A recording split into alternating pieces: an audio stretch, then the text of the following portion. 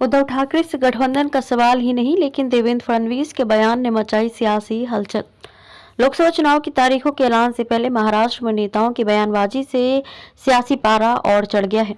इस बीच महाराष्ट्र के उप मुख्यमंत्री देवेंद्र फडणवीस ने शुक्रवार को पिछली महाविकास अघाड़ी सरकार के कामकाज पर सवाल उठाए। साथ ही कहा कि राज्य में भारतीय जनता पार्टी का शिवसेना उद्धव ठाकरे गुट के साथ समझौते का कोई सवाल ही नहीं उठता है। हालांकि उन्होंने राज ठाकरे के मनसे के साथ सीट शेयरिंग की संभावना से इनकार नहीं किया।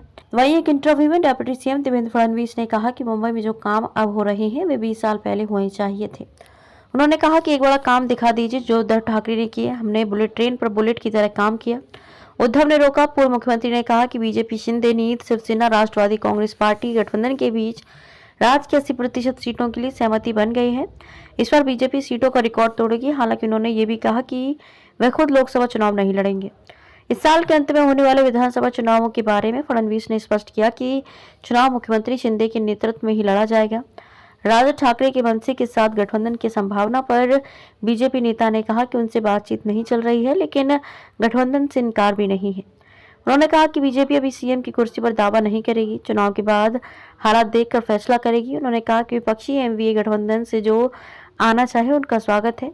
सिंधी सरकार के विकास कार्यों के बारे में डिप्टी सीएम ने कहा कि धारावी में 2011 के बाद बस ऐसे लोगों की भी सरकार घर देगी जो पात्र नहीं है। उन्होंने कहा कि रेस कोर्स की कुछ जमीन प्रदेश का सबसे बड़ा सेंट्रल ग्रीन पार्क बनेगा जो 300 एकड़ में होगा। मुंबई एमएमआर क्षेत्र में 375 किलोमीटर का मेट्रो नेटवर्क बन रहा है। चुनावी चंदे पर सुप्रीम कोर्ट के आदेश पर टिप्पणी से इनकार करते हुए पूर्व मुख्यमंत्री ने कहा कि हिसाब इसलिए मिल रहा है क्योंकि इलेक्टोरल बॉन्ड भाजपा सरकार लेकर आई थी। भाजपा की कोशिश चुनाव में काला धन रोकने की थी। फडणवीस ने कहा कि बीजेपी ईडी नहीं, काम के भरोसे राजनीति करती है। गरीब जानता है कि पीएम मोदी ही उनका भला कर सकते हैं। महाराष्ट्र में मोदी 360 डिग्री का ब्रांड है।